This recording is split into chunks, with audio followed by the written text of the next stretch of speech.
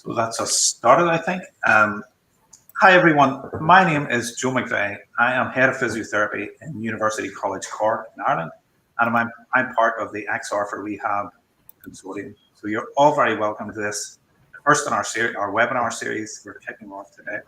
And today's webinar is on the implementation of neurorehabilitation online, the NROL program, which is going to focus on the challenges of implementing remote rehabilitation in the clinical setting.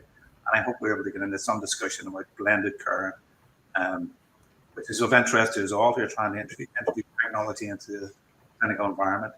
So I'm delighted to introduce our two speakers today, Professor Louise Connell and Mr. Adam Partington.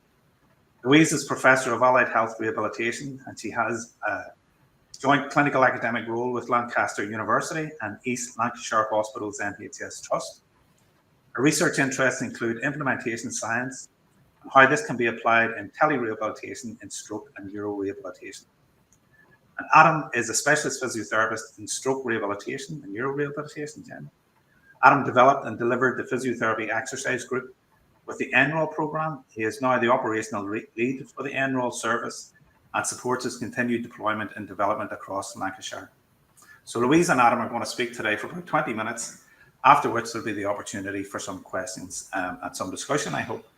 In order to engage with the discussions, which we'll have at the end of both presentations, if you hit the Q&A function, I'll pick up the questions and I'll facilitate the discussion. So with that, without any further ado, I'm going to pass over to Louise and I'll step off the stage. So Louise, thank you very much. Thanks very much, Joe, and thanks for the invite. I'm just going to share my screen. Bear with.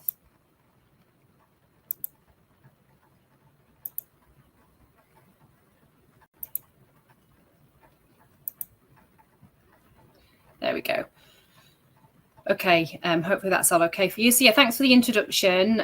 As Joe said, I'm a clinical academic physiotherapist, and I'm going to talk to you. We've got two talks today. My talk's going to be kind of more general about NROL or neurorehabilitation online and lessons that we've learned around the implementation and upscale that I think has lots of applicability to any intervention really, and particularly any telerehabilitation intervention.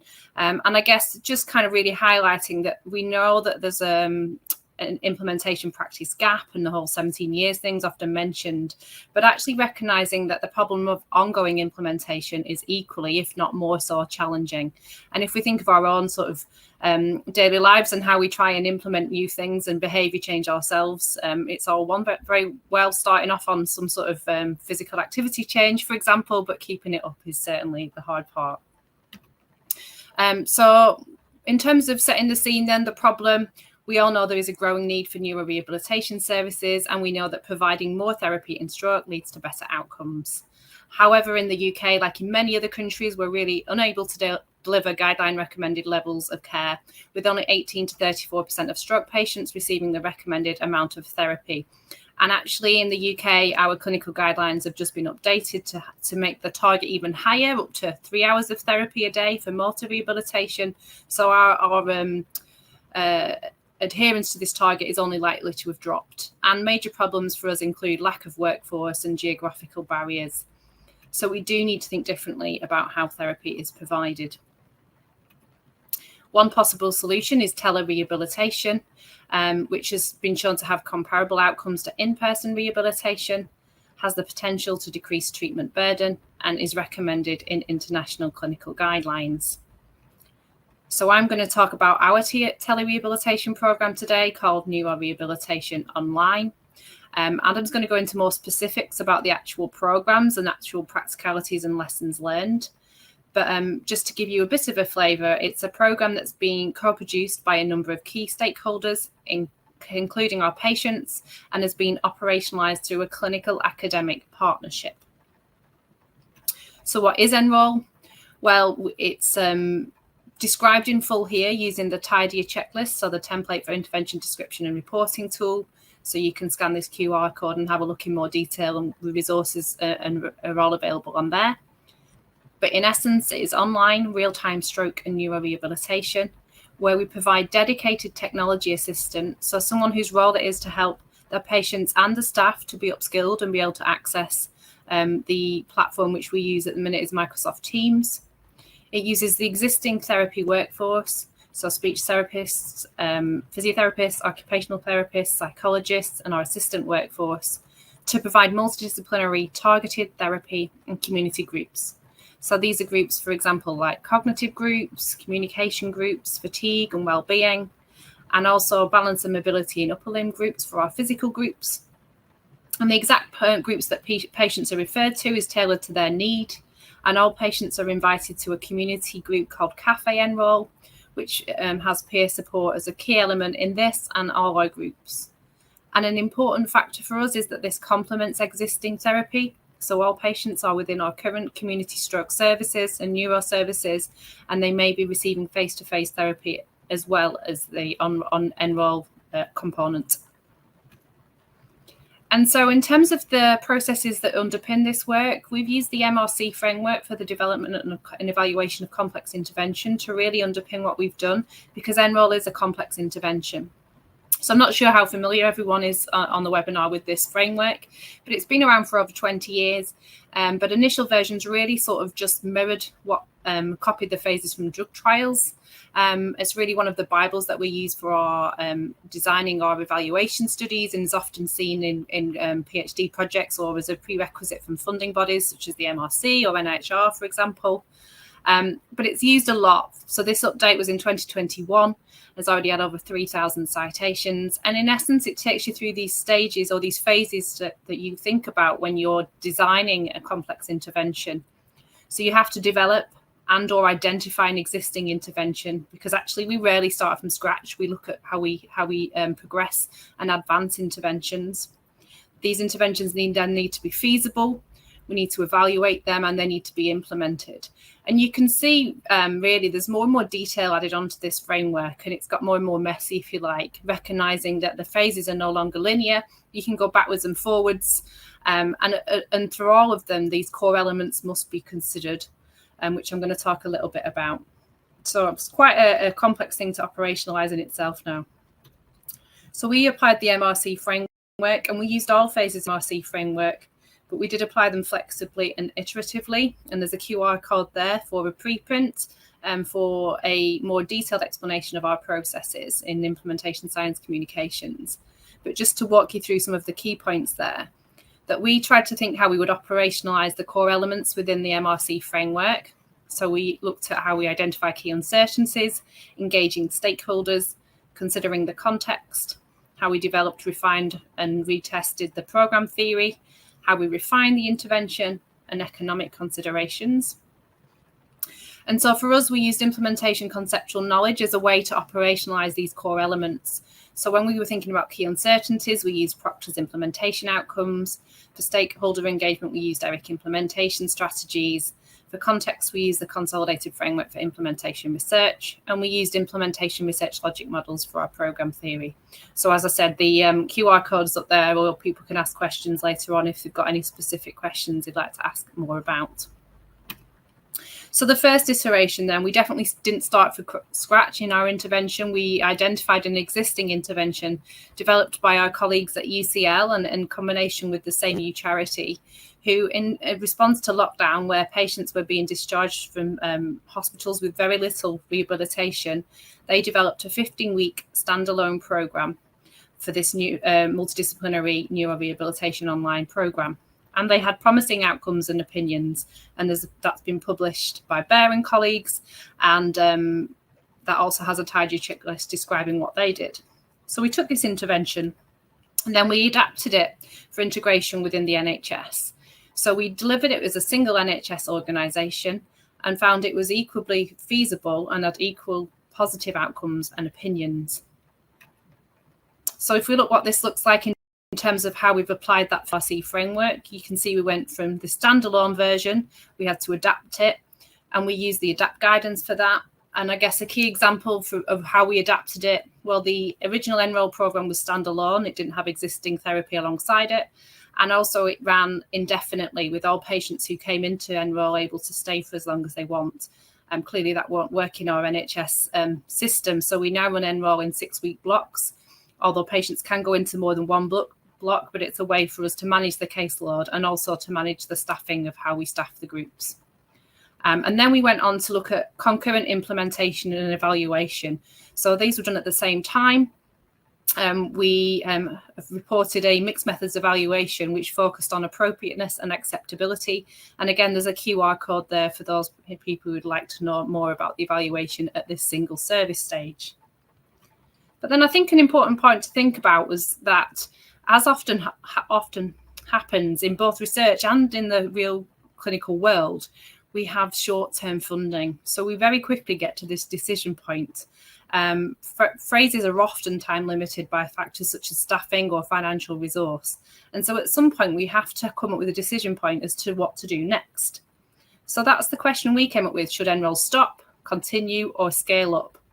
And to make that decision, we had to make sure we had the evidence we were able to discuss with our decision makers. So for us in the NHS, this was commissioners, who are the people who ultimately decide what's funded and what resources we have within our system.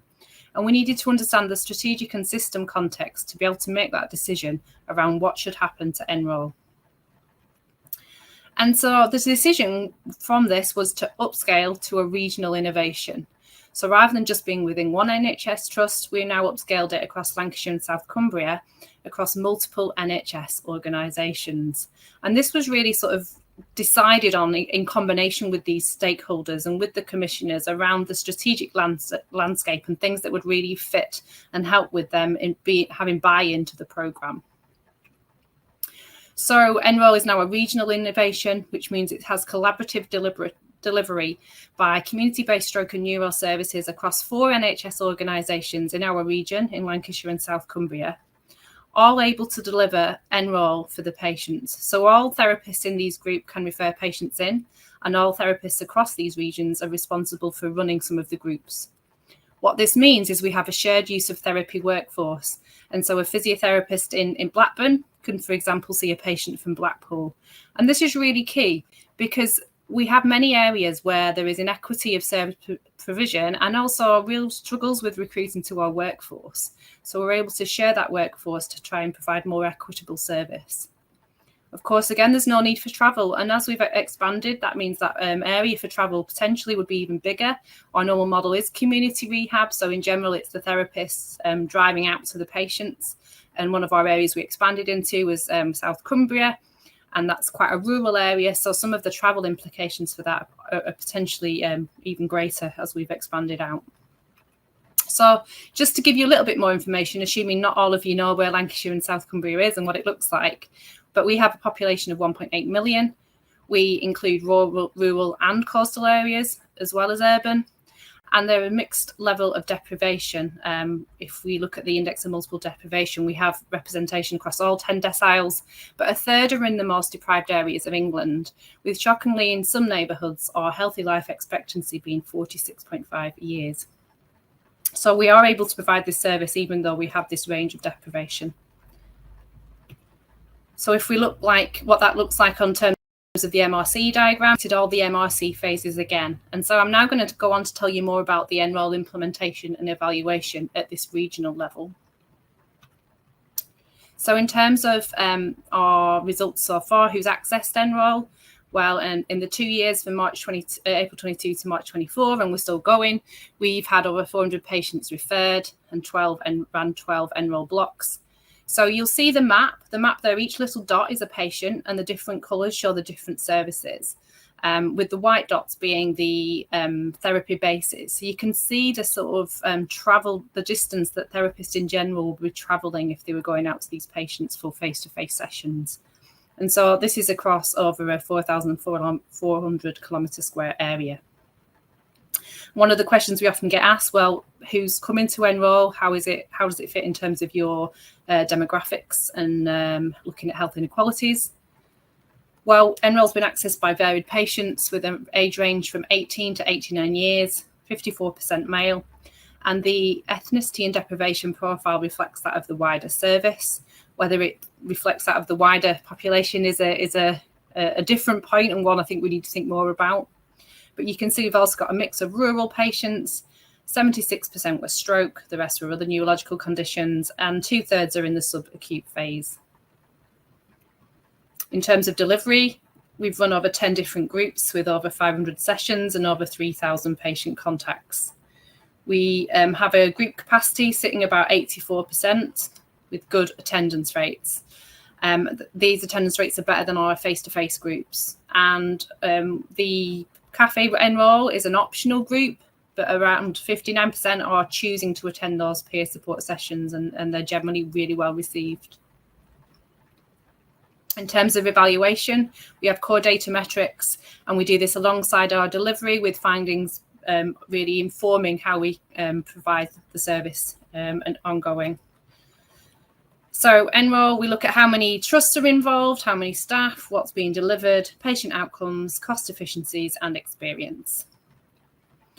So in terms of therapy dose, this is a key metric for us because it's the thing that's measured in our SNAPs, or our Stroke Sentinel National Audit. We can say that NROL patients receive more therapy for longer, receiving over twice the amount of therapy, and they're supported in the service for longer. So on average, our means 2,100 minutes of NROL if those are in NROL versus 900 minutes for those who aren't. And the fact that supported for longer is important because that also helps work towards guidelines. So we're working towards guidelines in terms of therapy minutes, but also the update also says that therapy should be needs-led and not time-limited. So the fact that we're able to provide therapy for longer is a good thing.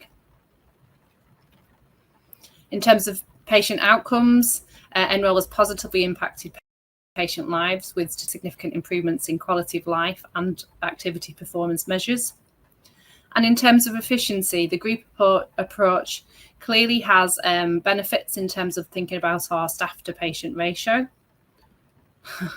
And so we've saved, our therapy ratio is about 2 to 5, so 2 therapists to 5 patients. And so far, we've saved over 22,000 in mileage claims and 1,250 hours of driving time saved for each potential community appointment, which equates to over 37,000 driving miles, the equivalent of driving from Land's End to John O'Groats over 40 times. And we've also obviously had a corresponding reduction in our carbon footprint. And that's important because we are trying to work towards net zero within the NHS. And it's the equivalent to taking about 2 cars off the road for a full year. And as a therapist said, we're not having to travel to 5 different patients. We can see them all in one go. You're not claiming expenses. And from an eco-friendly point of view, you're cutting down on carbon emissions as well. So there are wider benefits as well from a workforce perspective. So being led by the Clinical Academic Partnership meant there's involvement from the academics across wider regions. We've got dedicated NROLs that have been created. So we've got the operational lead, Adam, who's going to talk to you shortly, but also in the technology support and admin roles. And this is a new role that we've now created within our trust. It's being supported with a permanent contract. So recognition that we need, if we're going to think about digital expansion within the NHS, we need to think about these support roles alongside. Our existing therapy workforce support delivery of the session. So we've got up to 40 therapists involved in each block, which enables delivery of more groups.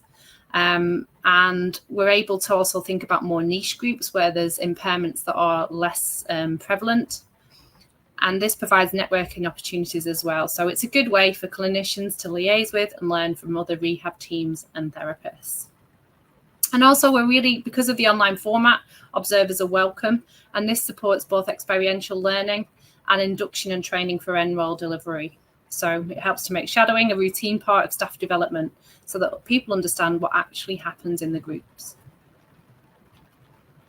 So in summary, NROL benefits include access to more multidisciplinary therapy for community-based patients for longer, and upscaling regionally helped with sustainment. NROL is a tool in the toolkit for increasing intensity, and it's a real-world example using real-world data. But it's not a panacea. We need to continue to learn from this and other approaches. And we're now at this another decision point. So still working on it. We tend to have, unfortunately, still be on short-term funding. So at the moment, we've got funding for NROL to continue to run till the end of March, but the commissioners are considering it as part of their whole contract review. And so we're doing what we can and collecting the data to make a really strong business case going forwards. And where next? Well, while commissioning remains uncertain, we're still thinking about how we can progress. So we're thinking about further upscale of NROL, and we put in some funding to think about a multi-site regional NROL implementation within the NHS, while also developing a scalable system for NROL operations, and also within that, a delivery of a regional test case that meets national stroke targets. So within our region, we said we're providing more, but we're still not meeting national stroke targets. So we want to see if we can work towards that any further. So we've successfully adapted, implemented, upscaled and sustained NROL. But this implementation without doubt takes a collaborative effort, and thanks out to Adam and the team, who's going to tell you more about some of the team shortly.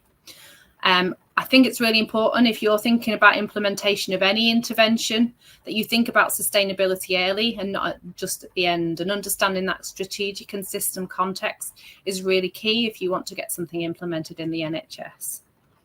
We found the MRC framework was a useful structure for this, and that the clinical academic partnership was vital for good intervention context fit and the evaluation aspects. So I hope that's given you some flavour of the sort of overall approach that we've taken. And so I'm going to hand over to Adam to tell you a bit more about the specifics of the groups and the lessons that we've learned from that practical aspect. Thanks, Adam. Thanks, Louise. I'll just share my screen.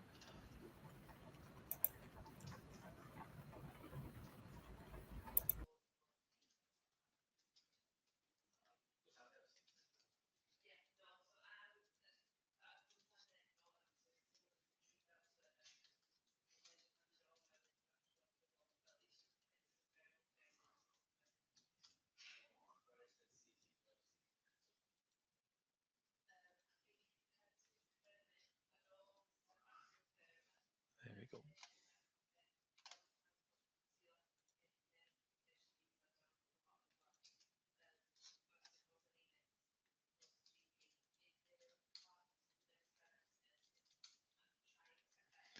So I'm going to talk a little bit about kind of how the groups run and how they're delivered, and then some of the sort of impact that's had on us and kind of how we're moving forwards with it as well. So yeah, my name's Adam. I'm a physio by background, but I'm currently the operational lead for NROL. So basically, how do we do it? So basically, currently, like Louise said, we use Microsoft Teams to deliver the sessions, and therapists and patients use existing devices, whether that's laptops, tablets, or mobile phones, depending on which groups they're attending. Patients usually attend from their own home, and staff usually do it within workspace, but have the ability to work agile, so they can work in different departments or even work from home for some of the sessions as well. In terms of complementing existing therapy, we make sure it's a hybrid approach in terms of community-based rehab. So we make sure that patients have the offer of both face-to-face and NROL alongside that to kind of enhance the amount of therapy they're getting. And we do it in 6-week blocks. So that's groups that run over 6 weeks, and then we have a little bit of a gap, and then we run a following 6-week block, sort of one after another. In terms of the groups, they are multidisciplinary groups, and we tend to run around 9 different groups each block. Each sessions tend to run for about an hour, and the majority have run once a week for them 6 weeks. So here's a couple of the groups. So I'm going to talk you through each of the groups that we deliver currently, and we've categorized them into different types of groups. So we've got talking groups, community groups, and physical groups. So the talking groups we have is Cognitive Motion and Action, which is a cognitive rehab group, which provides education and exercises within the group to improve patients' cognition. And then the Cogs in Action group is kind of a further progression of that. So that's another group that's kind of built from that. We also have a fatigue management group. Sorry, let's go back. So we also have a fatigue management group, and that's a group that's kind of evolved over time. So basically we had patients that were saying they were really struggling with fatigue. So we developed a group for them patients to give them lots of education and support around the management of their fatigue, and that runs for 6 weeks as well. Other talking groups we have is around speech and language therapy. So we have a dysphagia group that's called Tip of the Tongue, and a dysphagia group called Simply Speaking. And again, they give lots of strategies and exercises that they can practice within the group, and some homework as well that they can work on to improve their either aphasia or their dysphagia. And then the final one of our talking groups is called Living Well. This is a shorter group, so it just runs for 3 sessions, and this is around adjustment and well-being, and it's supported by our psychology staff. So there's lots of group discussion, different exercises, and it's a value-based approach in terms of psychological support. And then we have our physical groups, which is what I kind of set up in the first place and then has continued throughout the last couple of years. So we've got the NROL class, which is a balance and mobility group, where we have varied sessions each week, which differ from strength and balance. We also have some endurance tasks in there around a sit-to-stand challenge, and we welcome patients at low and high levels and kind of adapt exercises as required for patients, whether that's seated or standing. And then one of our other groups is our upper limb group. So that's another group that's kind of has different exercises each week, but has multiple elements to it. So we do sensory tasks, we do strength exercises, we do functional tasks as well, some mental imagery. And again, they progress each week with different tasks and activities for the patients. And then we've got community groups. So that's our Cafe NROL. So that's a peer support group. Which allows some education each week, but also it really encourages peer support. So patients getting involved, sharing the stories, supporting one another, and helps with self-management. And alongside that group, we've actually been able to develop a session called Ask the Practitioner, where two of our advanced practitioners can support patients with their questions and any medical sort of questions they've got, but any therapy questions as well to help support them as much as possible through the program. So in terms of referral, so people may be asking, how do patients get to us in the first place? So we've used Microsoft Forms, so it's making it quick and easy for staff to use, so they can either use a link or a QR code. It sends them directly to it, and they fill out the questions as needed and patient information, and then it automatically uploads to a database for us, so we've got a referral and we can triage it. It's then triaged, added to our waiting list, and that's where our tech support gets involved, which is the role that Louise was talking about earlier. So our tech support will contact the patients and talk them through the process. So in terms of setting up Microsoft Teams or opening emails, the links to the different meetings or sessions that they have, and make sure they're confident and competent using that system, so that when they join the groups, they're happy with that. He also will support the staff as required as well.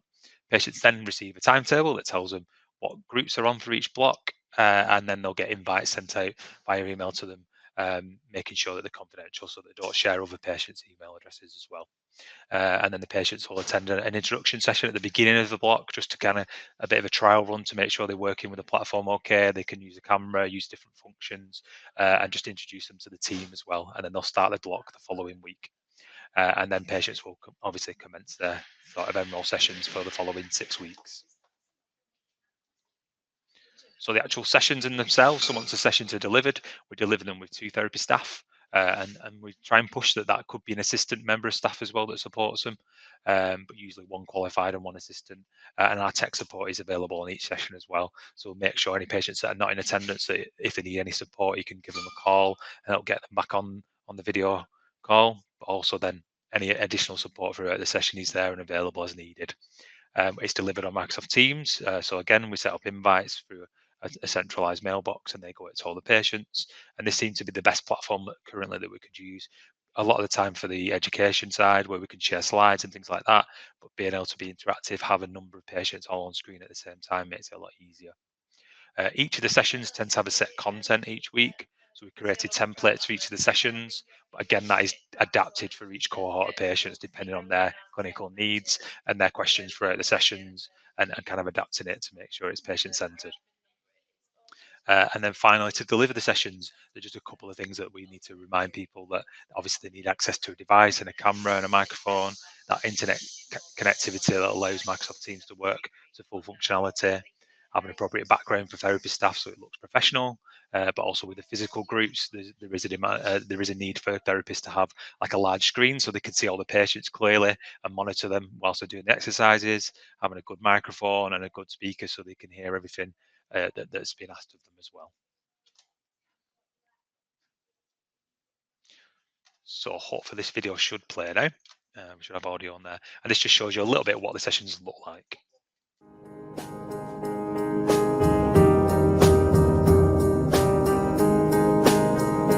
That when we stand up, we sit down, but just ever so slightly to one side.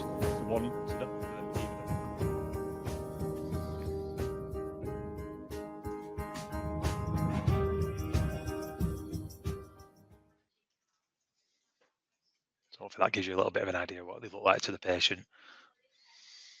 So then once we finish that session, the therapist will complete the patient notes within the electronic patient record system, and we tend to use templates for that to make it quicker and easier for staff to upload to the system.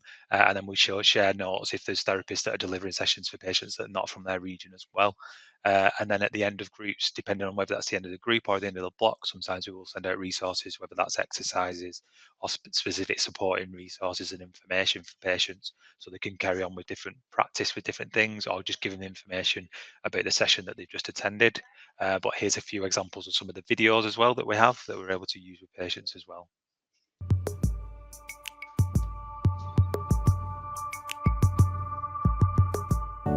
Take your time, say each word, and make sure your tongue and lips, jaw and cheeks have completed their movements before moving on to the next sound.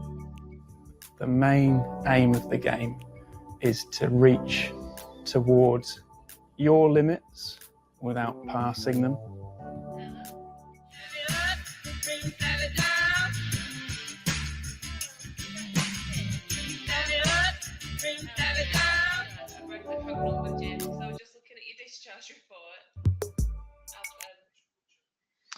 So then it asks the question, what does make a successful session? What makes the sessions interactive, and what supports is needed to make sure that we deliver a quality service online? So obviously one of the main things is having an engaging and enthusiastic therapist, making sure that they're confident in their delivery, but also utilising those therapists that have that skill and knowledge to deliver specifics of sessions and different groups. So making sure that we're picking the right people, but also making sure we're utilising the right people. So again, if we're using therapists from across the region, we can make sure that we're getting people maybe that have special expertise in certain areas that they can share their experience and knowledge with patients and other therapists as well. I think it's really important to get to know the patient, so we really encourage therapists to kind of follow through on that 6 weeks. So we have similar therapists that are delivering each session, so they know the patients, they know their problems, and they're able to progress exercises or check in on them, make sure they're managing okay with what's being asked of them. I think it's really important to know the platform we're using. So using Microsoft Teams, making sure therapists are confident and the patients are confident using the different functions like the hand raise, being able to turn the microphone on mute and turn it back on again, and just gives that reassurance, especially when we're delivering sessions, that we're confident we can do the things that patients need us to do. And like I said, there's always going to be very different presenting skills, but again, it's making sure we keep them patients engaged. So we're asking them questions and making them feedback and give that response. And I think a lot of it is what we try and do is get that staff and patient feedback about how we could maybe improve. And a lot of the time we'll get comments maybe just to slow down a little bit. Some sessions maybe less slides shown on the screen and more open discussion, because it can become quite overwhelming. So it's kind of adapting our model to the patients as well, and making sure they feel fully engaged and supported throughout the process. So here's a little bit of a longer video this one, but this just gives some feedback from patients about their experience of using the NROL and the program for themselves, and kind of advice to others about why they should kind of attend NROL as well.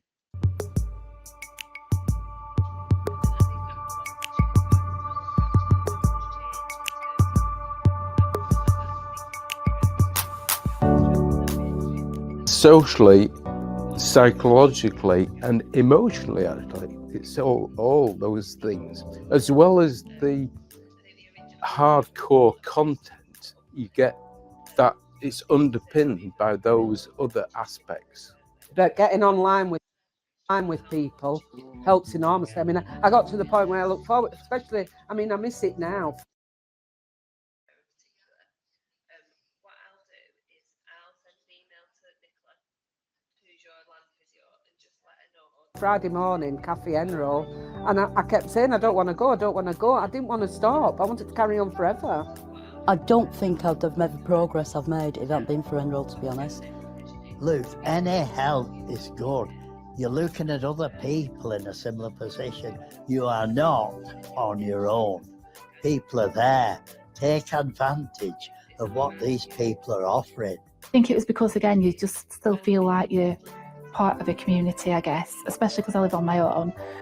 And it gives you that comfort blanket, you know, that you're not alone, that there is help out there. Because there were other people who were going through the same thing. And also an expert who knew what you were going through, so you didn't feel like you were left on your own. And honestly, it will help. There's other people there like yourself and there's therapists as well and whatever. You get that support, you meet other people, and it really does help you. The three people who I thought were really good were Rosie, Andy, and Mike, for very, very different reasons. They were very clear, they took it very slowly, they were quite happy to repeat things, but they got through the programme as well. They weren't rushed at all, and they were always empathetic. They were very quick to pick up if anyone was struggling or not, and they actually created a relationship with their audience. And I would say Ian has been fantastic from day one.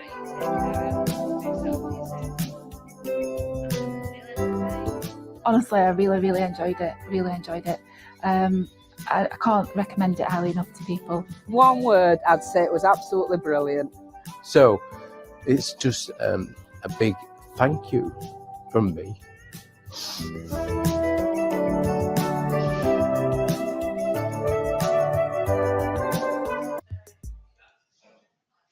So alongside the patient feedback, which is really important, we also try to gather staff feedback as well about the programme and how staff felt it impacted on the service, but also themselves.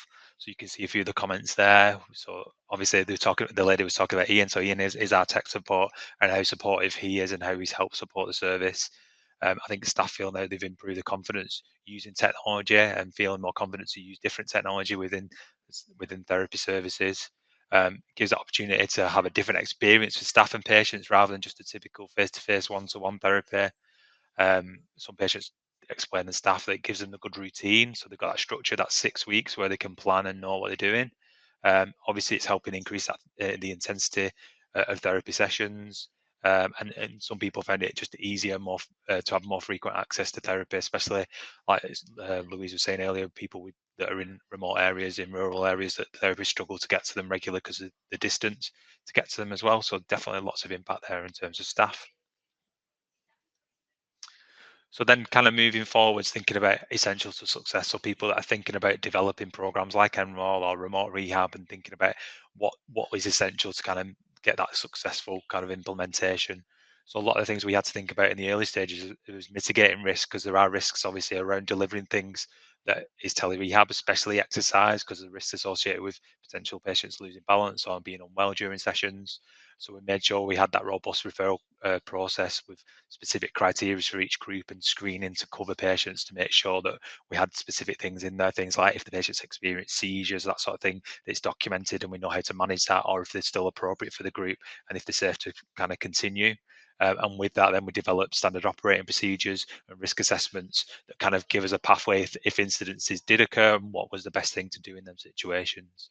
And also then thinking about other ways to mitigate risk, so especially for the exercise groups, we've reduced setup guides and videos, and Ian supports the patients around position of the camera, so we have a good view of them, so we know what they're doing in each exercise, to make sure they're safe doing what they're doing, that they've got things around them for support if they need help with balance, that sort of thing as well. So it's just kind of mitigating that risk. Other things were around actually thinking about additional roles, and we found that tech support role has been really valuable. That's helped support the patients get online. I think without that, we probably wouldn't have got the numbers of patients through the doors and onto the sessions. The number of times that patients have come across saying they just don't feel confident, but by the time Ian's given that support and given that education, they've really felt they've benefited from the service and continued for that full 6 weeks and then wanted to carry on for longer.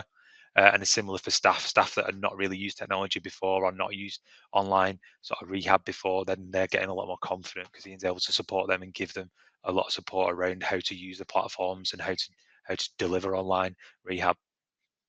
And obviously thinking about admin support, so it isn't just therapists delivering sessions, it isn't just myself leading a service, it isn't just the therapist and the tech support supporting the patients actually in the background. How do we process the referrals? How do we timetable all the blocks? How do we have where's our point of contact if patients, therapists have questions and they need kind of answers to that? So it's making sure you have that relevant admin support designated to the service as well. And then other things is around culture, and I think Louise touched on it a little bit, and actually making sure we're making that change in culture and sustaining that change in culture. We're going from a really dominant sort of face-to-face therapy approach, and then COVID kind of brought us into the virtual rehab world, and I think that has fallen off a little bit, and actually making sure how do we engage staff. So for us, we do regular meetings with the stakeholders, with therapists, with operational leads, with patients and carers, and making sure they're involved in all the decisions that we make. And any developments, making sure we keep engaged with staff and kind of talk through what they feel that should be the next steps in terms of what groups we should be delivering and how we should be doing that. And I think, like I said, the key is that patient public involvement and engagement and getting patient feedback. And you can see with the videos that we produce, really trying to use that feedback to grow. And a lot of the times we're getting feedback on the program as a whole, but also getting feedback from each specific group, so we can work on maybe specific things we need to kind of change and adapt and make the group more friendly to patients, but actually trying to progress it further on from there and make it more intensive. And just finally, just want to say thank you, everybody, for joining us today. And I think I will hand back over to Joe, who might be looking at the questions and answers. Brilliant. Thank you very much, Louise and Adam. There were two fantastic presentations, and the service is fabulous. You know, you can see the potential with it, and you can see the potential for it to expand and develop, and new technologies to be included, and so on and so forth. But I'm not underestimating the challenges for 1 minute that you've had in setting it up. So I'll pass over to colleagues for questions, and if they can post any questions in the Q&A, I'll pick them up. Just to say that the presentations will be uploaded on video on the XR for Rehab website if anybody's looking for it. But I'll maybe start off with a question for Adam, and you sort of touched on this in your presentation. The challenges of involving therapists in new technology and adapting new patterns of working, I'm sure that wasn't easy. I'm sure that was very, very difficult. How did you go about doing that, and how did you sustain that engagement? Yeah, I think the benefit to us is that we were still in sort of the COVID era, so there was still a lot of us that were doing some virtual rehab. So I think the key was tapping into them therapists that have been using it and found it beneficial, and then saying, right, well, let's develop something. So that was me as a physio in a neuro rehab service where we were doing quite a lot of online consultations. So then I created the program, and then we just tried to bring people along with it and kind of prove that. So basically we did a pilot for sort of a couple of months where we started the groups and just slowly weaned in a few groups. And then we kind of went out and said, all right, what people got interested in, what groups do people think will be helpful for staff and for patients? And then started to get more and more buy-in. And like I was saying at the end, that cultural change is still a challenge. I think we found it early days. You get a lot of early adopters. People come in and they really want to do it, get really enthusiastic. But then trying to grow the number of therapists doing it sometimes can be quite challenging, because you will kind of rely on individuals sometimes. So we're trying to really push that cultural shift of, right, everybody should get involved with NROL. Everyone should observe and should get involved, should try and deliver some sessions. We'll get students involved now, and just trying to get that engagement widespread. And I think then obviously going to a regional approach opened up the doors to more therapists, and we got more engagement. But then it's then trying to maintain that, and it's really difficult, I think, as we get to a regional approach, because I'm not necessarily their boss, so I'm trying to ask them to help and sharing, and it can make it quite challenging. I don't know if Louise has got anything else to add.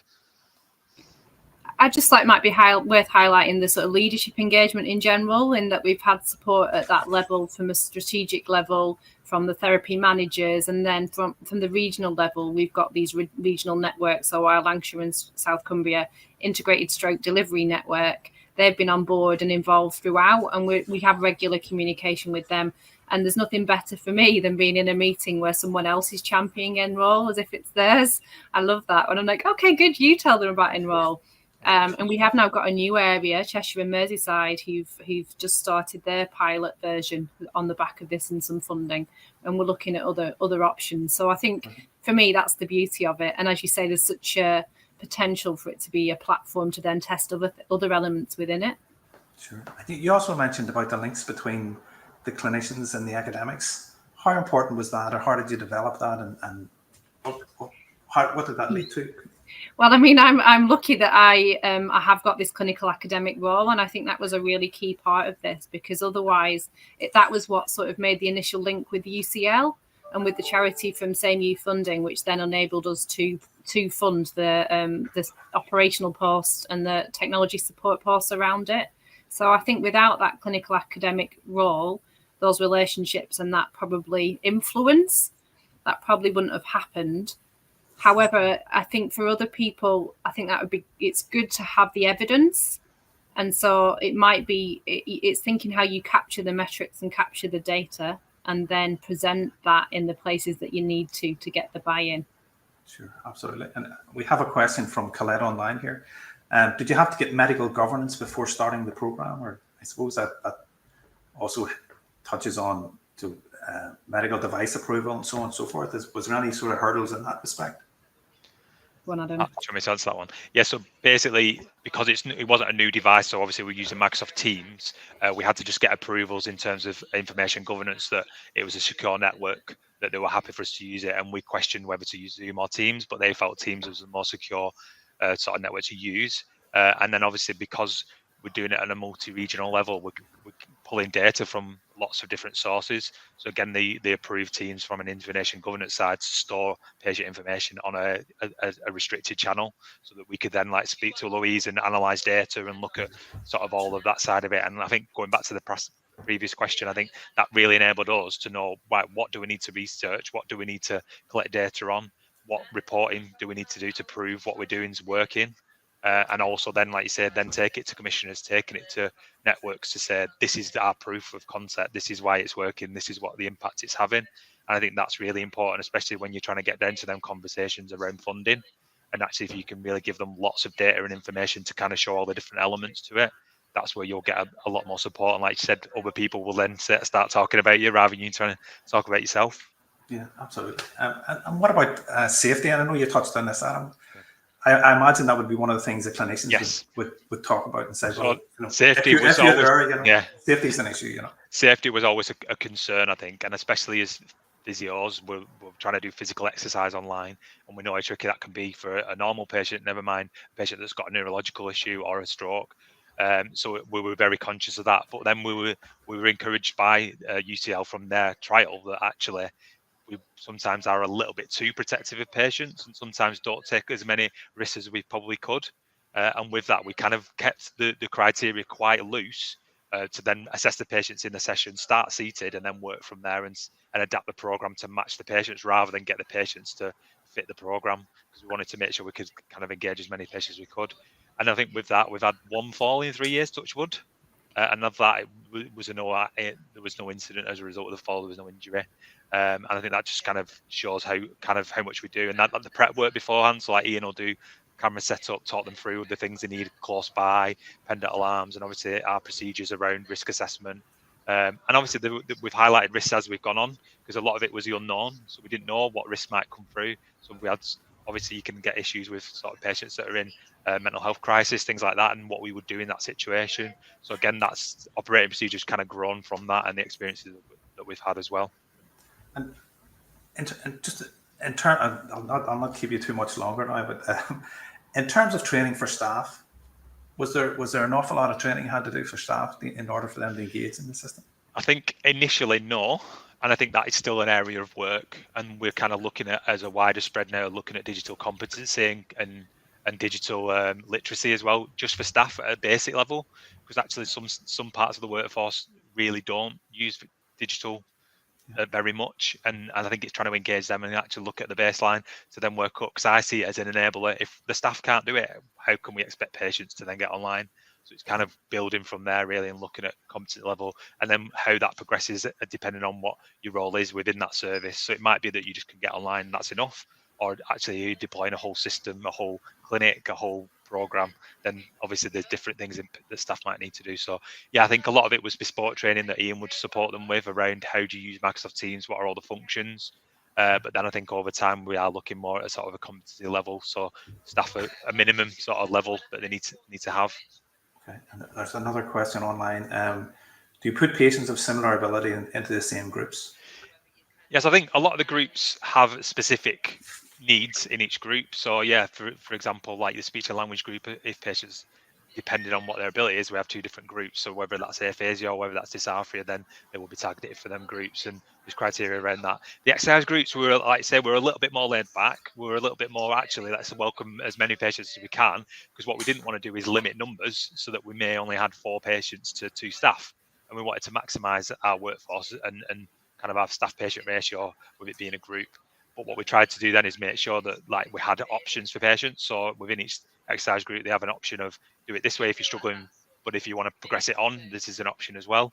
I think over time, patients then have progressed, and kind of in an ideal world, if we had more therapists to deliver it and we had more patients, then we probably would then start to divide them up into different categories of groups, different levels of ability, and move from there. But I think it just depends on, we want to maximise capacity alongside utilising the therapist's time that they're giving up to deliver the sessions as well. So kind of that's how we work it at the minute. I think we're coming to the end of the webinar. Oops, sorry. Have I dropped out? My camera seems to have dropped out. Can you still hear me? We can. Okay, super. My camera seems to have gone. But no, thank you very much, Adam. That was very comprehensive. And Louise, absolutely. The amount of work involved in setting this up and getting the funding and negotiating with the funders and the clinicians and the different institutions, even trying to get referrals from different bodies into the same system. I'm sure that it was even a major challenge in itself. But so if there are no more questions, I just like to thank you so much again for your time and for your presentation, and to remind people again that it'll be available online at the XR for Rehab website. So, and thank you to all the attendees as well. We're delighted to have you here for your questions as well. So for us, that's us all finished. Again, thanks a minute. Have a good one. Bye.